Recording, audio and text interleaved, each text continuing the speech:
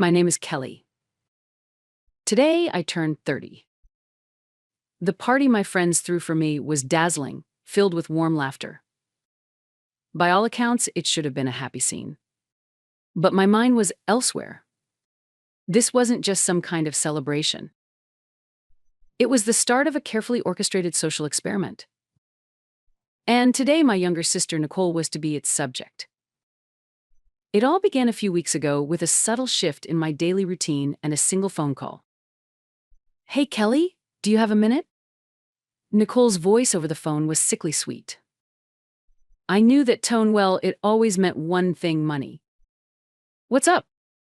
"Well, I have this friend who's starting a new business. It's a really promising investment. Would you be willing to put in a little money?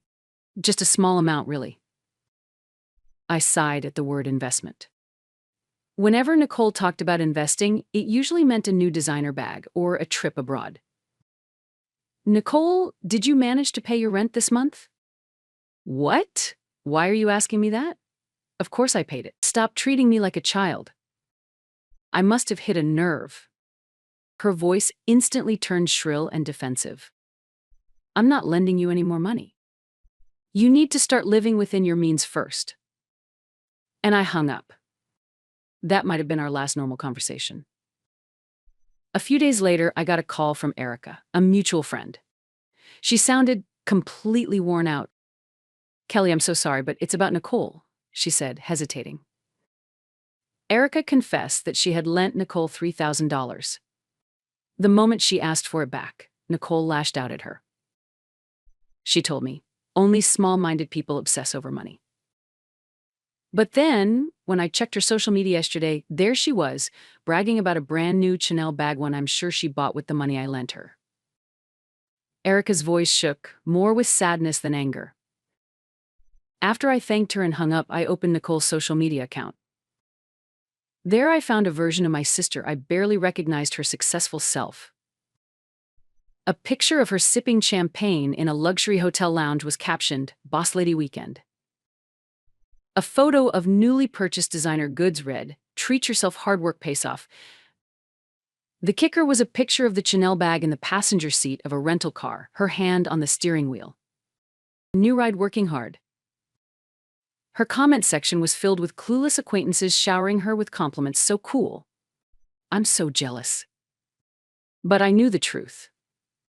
Her closet was full of clothes with the tags still on, shoes never taken out of their boxes. She didn't actually want the things themselves. She was addicted to the act of buying things and to showing off those purchases for validation. It had gone far beyond vanity or extravagance. This was a pathological shopping addiction. And Nicole never missed a chance to insult me. "Must be nice, Kelly.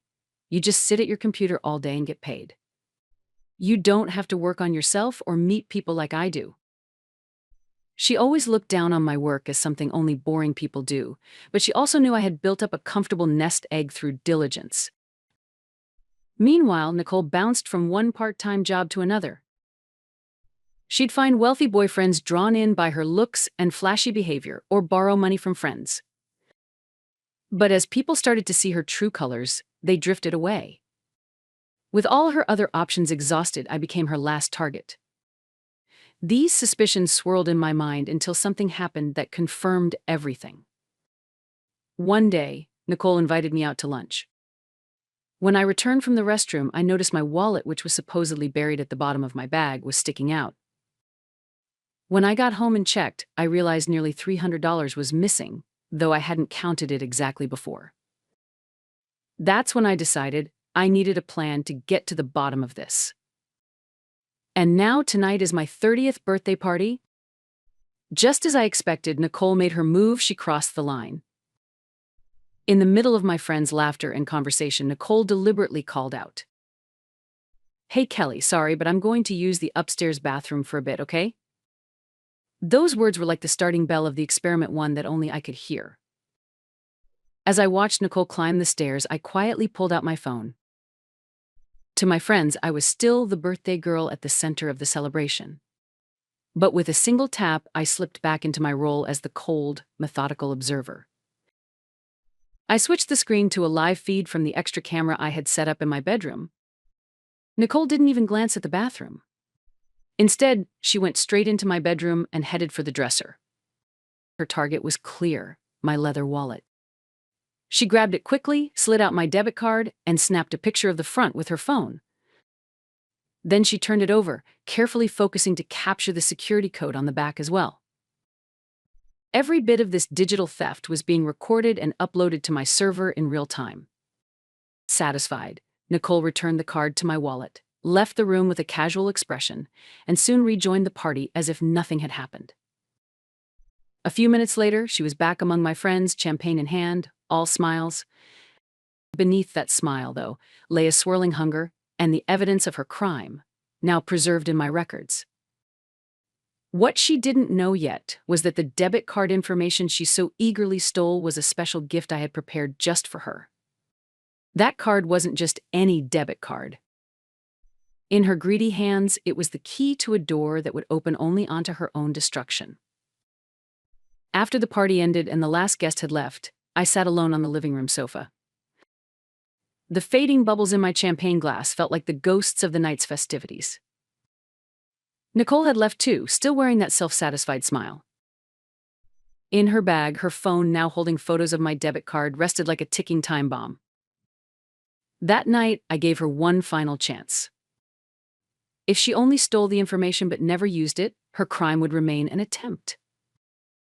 But the moment she used those details for her own gain, it would be undeniable proof of her intent. I put the wallet back on my dresser and simply waited. It was like dropping a line into the depths and waiting for a giant fish to bite. All it took was patience. Everything was in place. All that remained was for the lead actor to take the stage and, by her own choice, raise the curtain on this grand tragedy. The day after my birthday party, New York buzzed with its usual noise and energy. But in my world, everything was hushed the calm before the storm. I went to my office in Manhattan as usual and worked on a client's security infrastructure report. On the surface, it was just another ordinary day. But at 2:15 p.m., the moment finally arrived. I was just brewing coffee for a midday caffeine fix when my phone vibrated once quietly, but with a sharp edge. I set my mug on the desk and picked up my phone. A simple notification glowed on the screen. Alert, new transaction detected. I felt my heart beat a little faster, but my expression didn't change. I tapped the notification and opened my monitoring dashboard. The transaction log, empty moments before, now showed its first entry. A purchase of $9,000 under Nicole's name. Her first move was bolder and costlier than I had imagined. Instead of testing the waters with groceries or small online orders, she'd gone straight for a luxury watch. This clearly shows the extent of her desire and just how calculated she is. The purchase location, the Rolex boutique on Fifth Avenue. The most glamorous street in the world, and the highest-end shop you could find. I sat back and took a slow sip of coffee, steady and calm, already planning my next step to lock down the evidence. Nicole, I imagined, was now riding a wave of euphoria, a beautiful green Rolex box in hand, completely unaware she had just crossed a line she could never return from. Now came the waiting phase. All I had to do was wait for her to come flaunt her stolen prize in front of me. That would be the signal that this experiment was ready to move to its next stage. And so I waited, quietly. In my world, digital evidence always speaks louder than anything else. 2 days after the Rolex purchase was recorded, I finally received a message from Nicole. "Hey Kelly, how are you? Want to grab coffee in Soho after work tomorrow? I have a present for you. I couldn't give it to you on your birthday." I replied right away, "Sure, I'd love to," and set up the meeting at the cafe she suggested. The next day, Wednesday at 6 p.m., I arrived at the Soho Cafe 5 minutes early. The place was bustling with after-work crowds and tourists. I took a seat by the window, watching the street where I expected Nicole to appear. Soon enough, I spotted her crossing the street, walking with all the confidence of a runway model. a new coat, an expensive-looking leather bag. But what stood out most was the platinum and steel sparkle on her left wrist, glinting in the evening light funded by my money. She came in, found me, and flashed a dazzling smile. It was nothing like the innocent grins we used to share as kids. Instead, it was a calculated look, expecting envy from everyone around her. "Kelly, did you wait long?" She said this as she took the seat across from me, casually setting her left hand holding her coffee cup on the table, making sure it was in full view. It was all for show. Her eyes flicked repeatedly between me and the watch, just waiting to see my reaction. She was clearly anticipating the moment I would notice the watch, act surprised, and most of all look jealous. But I didn't give her the satisfaction. I just said quietly, "You look well. That's all that matters." We chatted about work, mutual friends, all the usual small talk. But Nicole's attention was fixated on her left wrist. Every so often, she'd check the time or tuck her hair behind her ear, making sure the watch caught the light in my eye. I watched her little performance calmly, almost amused by how desperate it was. Then, in a moment of silence, she couldn't hold back any longer. "Hey, check this out, what do you think?" She held out her wrist, showing off the Rolex. The diamond markers glittered under the cafe lights. "It's beautiful. A day chest, right?" "Very nice," I replied in an even tone. She seemed a little thrown by my lack of excitement, but quickly recovered and launched into her practice story. "I know, right? I've been doing some online consulting on the side and it's gone really well. I got a huge bonus, so I decided to treat myself. Just went for it. Side business. A bonus." Each word was clearly a pre-planned lie. Nicole was presenting something she'd stolen with someone else's money as a badge of her own success. I just listened silently, letting her dig herself deeper with every sentence. Once she finished, I spoke up quietly but pointedly. "That's amazing, Nicole. I'm actually interested in your business, too. I mean, that watch must have cost, what, $9,000?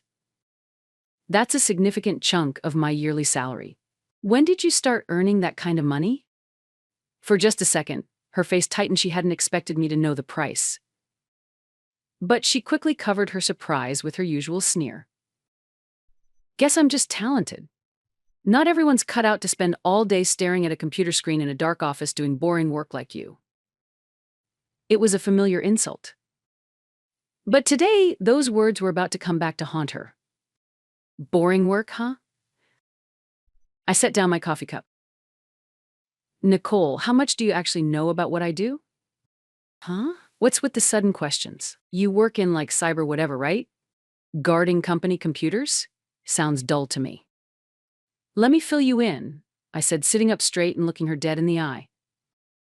"My field is threat intelligence and digital forensics.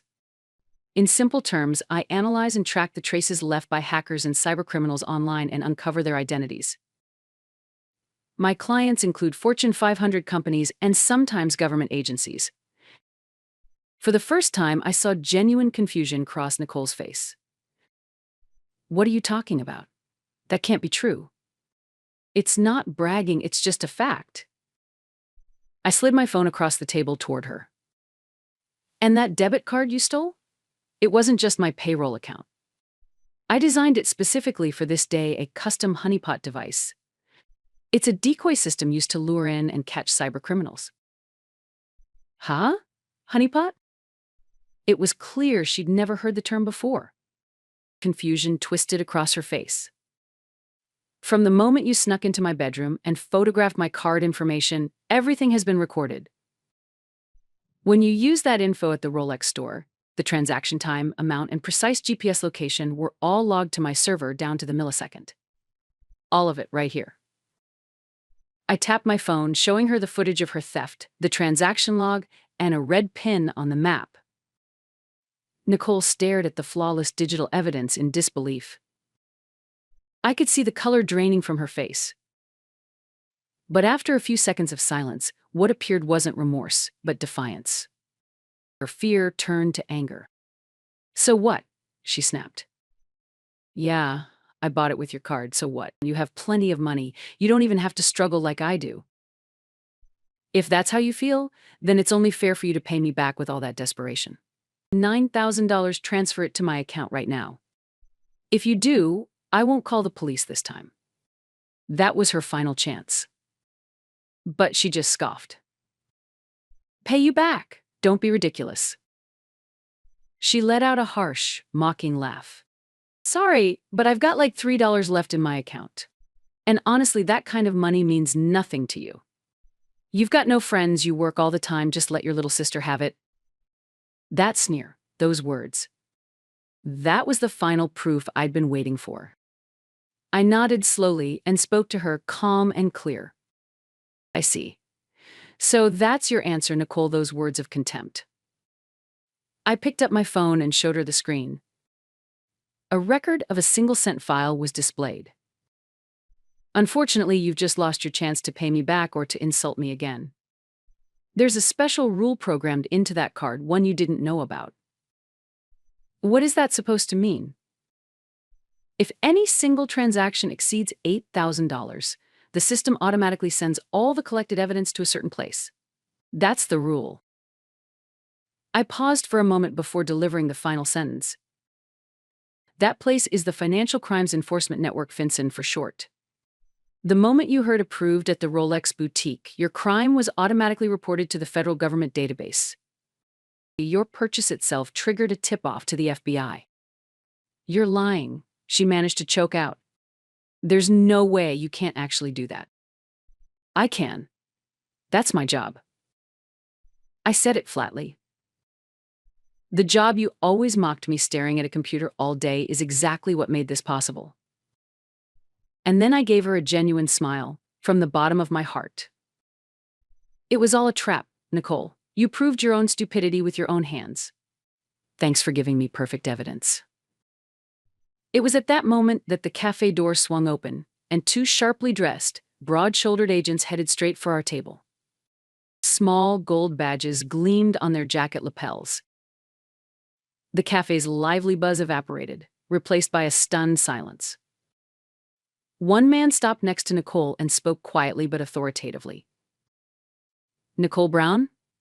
FBI. You're under arrest for credit card fraud and related federal offenses. Nicole's face was pure despair. She looked at me, pleading for help, but I simply watched the scene unfold in silence. The other agent, a woman, took hold of Nicole's left arm and removed the Rolex she'd been so proud to wear. She dropped it into a clear evidence bag as if it were something filthy. This will be seized as criminal proceeds. Handcuffed and being led away, Nicole kept shouting something, but her words didn't reach me anymore. I left enough cash on the table to cover our coffee, then slipped out of the cafe unnoticed. If she'd apologized, if she'd shown any willingness to make things right, I might have reconsidered sending the report to the federal authorities. But she chose the worst possible path. Outside, the air felt impossibly clear. The seasons had changed. The street trees of New York were painted red and yellow in the crisp autumn air. Since that day, my life has been surprisingly peaceful. I threw myself into work. On weekends, I wandered through art museums. It was the very life Nicole once mocked as boring, but it was genuinely mine. One day, my phone rang. It was Erica, and her voice was clear and determined, nothing like the worn-out tone she'd used before. Kelly, do you have a minute? Yes, of course. It's about Nicole. We've made a decision. She went on to explain that she'd talked with several other friends who had lent Nicole money. Together, they'd decided to hire a lawyer.